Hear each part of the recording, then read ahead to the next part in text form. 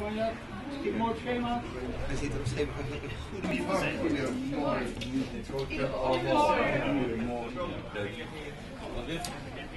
Het feit dat we verheugd zijn.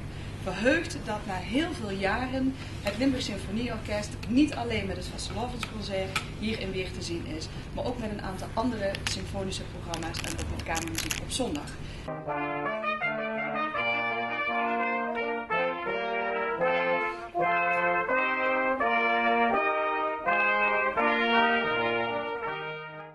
Volgens mij is dit wel het vroegste concert dat u ooit heeft gehad.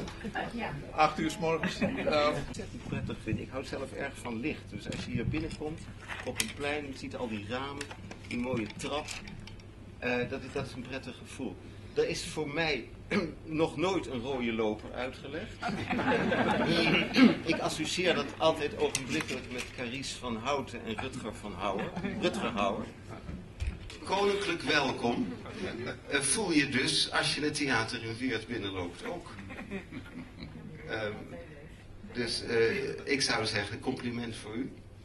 Voor uw stad, uw theater, uw belangstelling. Ik hoop dat u direct de wonderschone jaarprospectus krijgt. U krijgt 3 concerten en proeverij. Dat is met een getalenteerde Franse dirigent die allerlei hoogtepunten uit de programmering van ons orkest van komend seizoen aan u zal laten horen. U krijgt natuurlijk wat ik nog steeds het carnavalsconcert noem. Dat is altijd een feest. Een van mijn Nederlandse collega's, Lucas Vis, heeft zijn vrouw is verliefd geworden tijdens het dirigeren van een carnavalsconcert. Zij zat in de cello-groep van het LSO. Vicky Schlusser, en die hebben al 30 jaar een zeer gelukkig huwelijk. Dus het carnavalsconcert is niet alleen maar leut, maar kan ook een diepere betekenis aannemen. En Symphonic Jazz, dat is een concert op de rand van de klassieke muziek en de jazz. En ik denk dat onze 2 trompetisten uit het LSO zullen beamen dat de solist Erik Vloeimans, een jazztrompetist, een geweldige muzikus. Die ook in Amerika grote naam maakt en desondanks een heerlijke man is om mee samen te werken.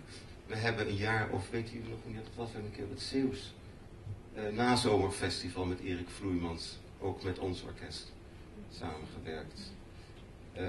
En nou we het toch over die rode loper hebben, Erik Vloeimans heeft altijd rode kleren aan. Zou dat ook met Weert te maken hebben misschien? Ik denk het wel. Kortom, u krijgt een mooi seizoen. Alle andere concerten die niet naar Weert komen, hoewel het er al 3 zijn, dat is veel.